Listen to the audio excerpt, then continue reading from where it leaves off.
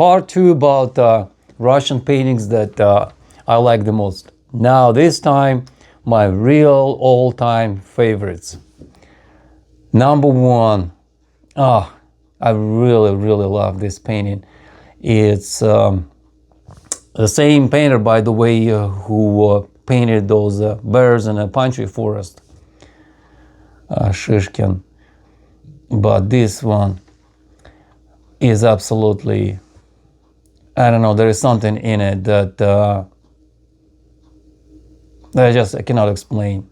And what's interesting that this painting is an illustration for Lermontov's poetry.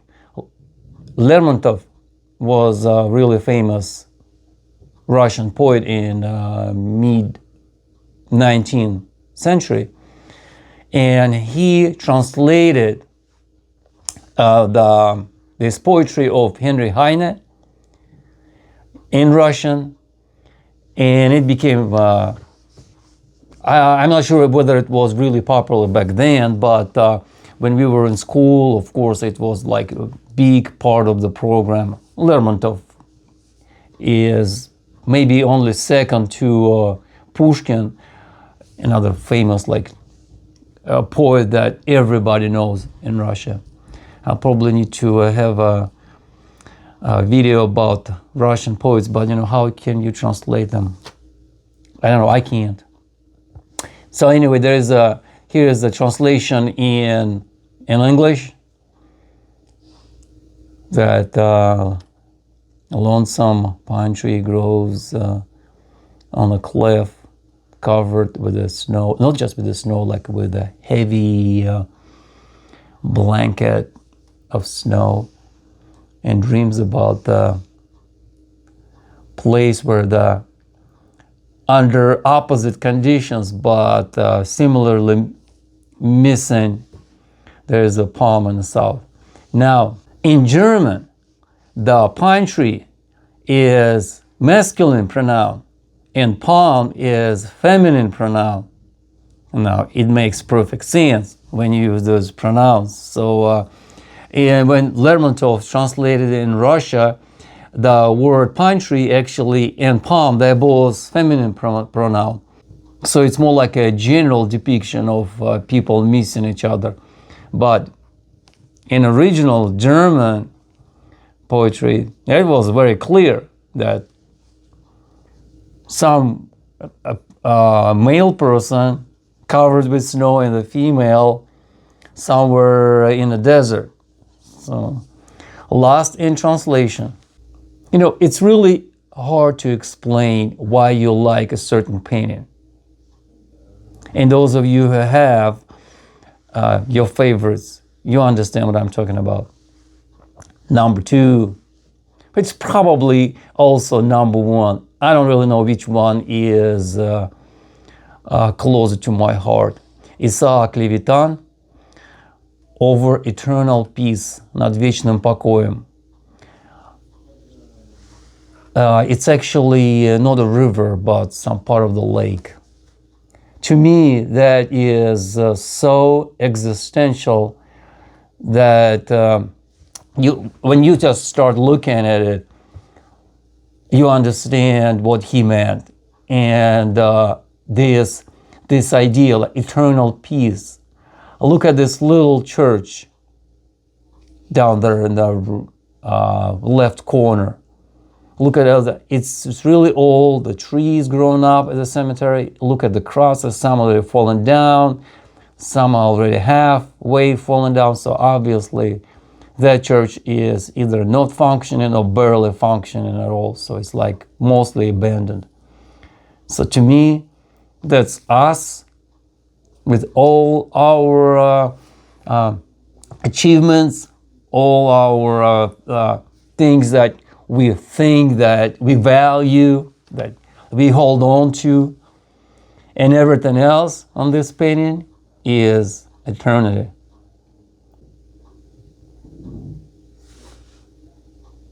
Over eternal peace. The same person who gave us those 3 mighty dudes that were later translated into the chocolate. Here comes Alyonushka.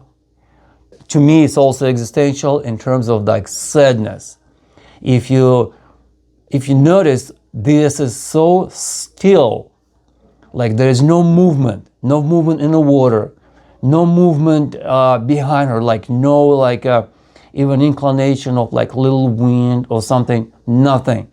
And her eyes, it's almost like not such a deep sadness, almost like a clinical depression, almost like she is about to go totally off the rails, like totally being sunk into this depression that she is experiencing. I think it's fantastic.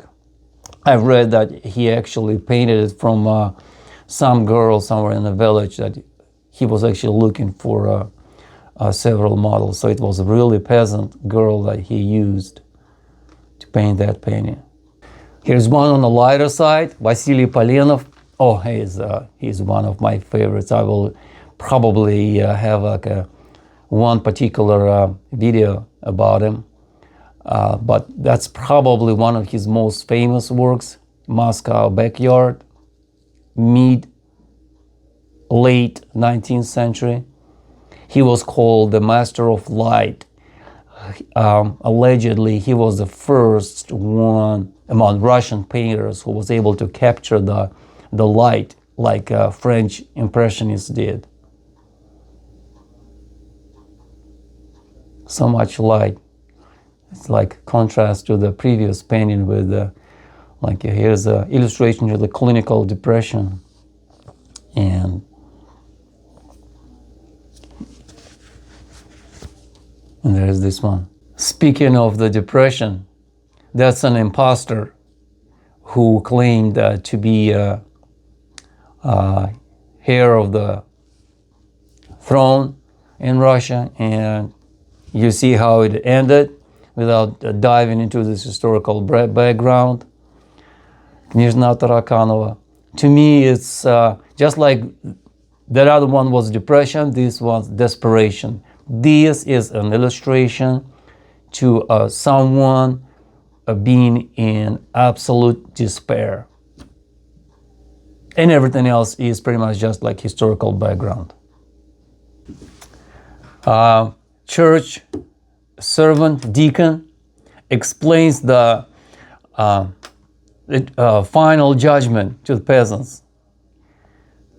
He is showing one hand is showing up, another hand, like the fingers pointing down.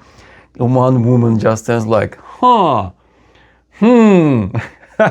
then the only person who is like truly scared of this during this, how should I say it, explanation, is that little kid. Everybody else is, like about half skeptical. Can you explain it in a better terms or something? I would say, to me, that's kind of like illustration of the, we call those preachers frying pan preachers, those who, scare people with eternal damnation and eternal torture. You heard those, right? That's like number one theme. The only question I have in my head when I hear a sermon like this in the church is like, whom are you preaching it to?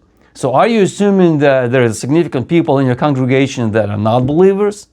Or is it sort of like kind of hidden, indirect consolation that is what's going to happen to everybody else, not us, because obviously here we are true believers. So here it is, the original one. That's a woman that is doing embroidery or something. Or it's maybe just a childhood, because that's probably been in almost every other calendar, this painting. And maybe that's why and my wife also remembers it as well. So when I ask her, like, what are your favorite paintings? Like, tell me. Maybe I will use it in the video. That was one of the few that she made. Light. A lot of light. and look at her face. In a way, it doesn't really look like specifically Russian in terms of like style of the painting and everything. If I would have read that as some, Dutch or any other painter, I probably would have believed it if I would have known. Wouldn't have known. Vrubil, that's interesting painter, late 19th, early 20th century.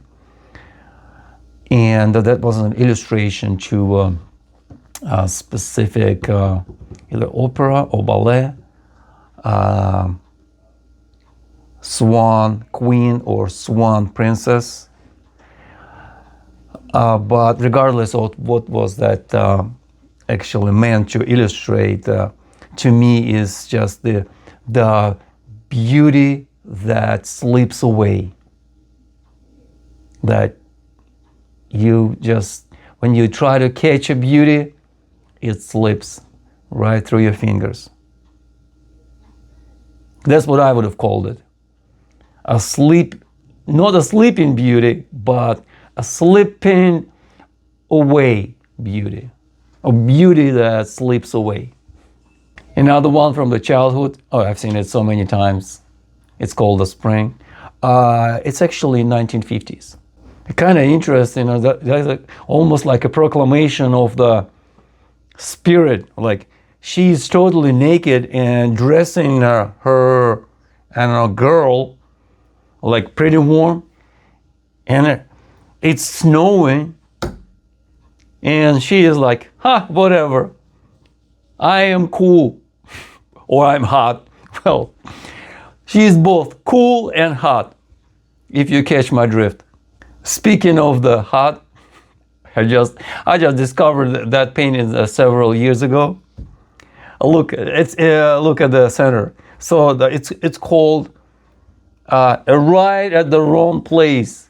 Some monks arrived to the like a place where women were taking a bath at the river, obviously naked, and they're just looking at it like, what is it?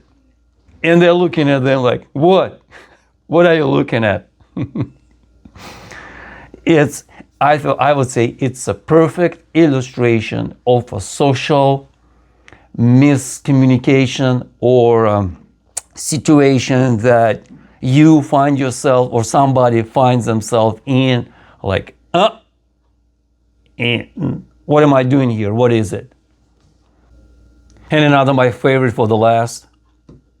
Once again, the same person who painted the Three Mighty Dudes that will later covered the chocolate.